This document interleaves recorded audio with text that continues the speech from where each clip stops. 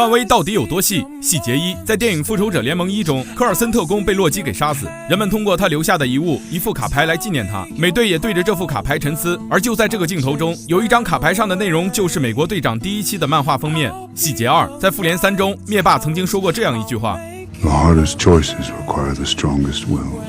这是一句非常正确的话。灭霸为了完成他的目标，宁愿牺牲自己的女儿和自己星球的人民，所以最后他成功了。换句话说，复仇者们总是想要保卫每一个人的安全，而不愿意做出牺牲，所以他们输了。假如星爵真的就提前杀了卡魔拉，灭霸就不会得到灵魂宝石的下落。假如卡魔拉愿意牺牲掉星云的性命，宁死不说出灵魂宝石的下落，灭霸也完全没有办法。如果旺达直接咬牙摧毁掉心灵宝石，那么灭霸也根本收集不全无限宝石，等等，还有太多机会。细节三，当星爵终于下定决心开枪的时候，灭霸用现实宝石将星爵的枪给变成了泡泡，那为什么偏偏是变成泡泡，而不是将枪变软或者变成水枪呢？这其实来源于漫威的一款格斗游戏。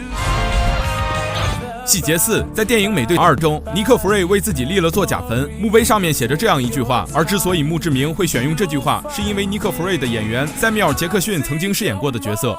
Ezekiel 25:17 The path of the righteous man is beset on all sides by the iniquities of the selfish and the tyranny of evil men. Blessed is he who in the name of charity and goodwill。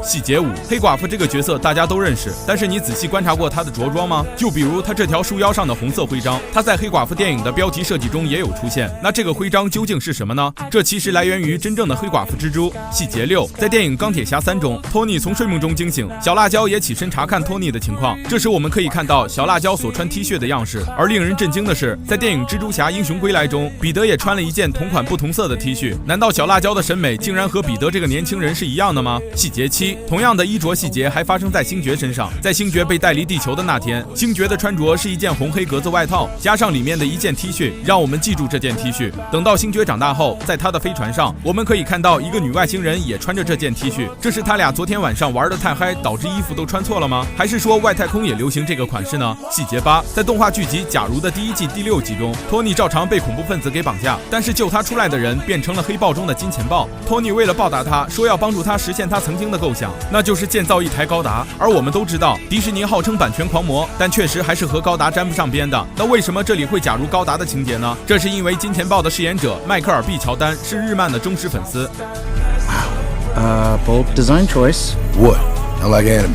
漫威方面也是尊重演员的意愿，加入了高达的剧情。细节9，在《猎鹰与冬兵》第1集中，博物馆内展示了许多关于美国队长的资料，其中就包括这张图片。这是史蒂夫·罗杰斯刚注射完超级血清后，在外追捕9头蛇卧底的场景。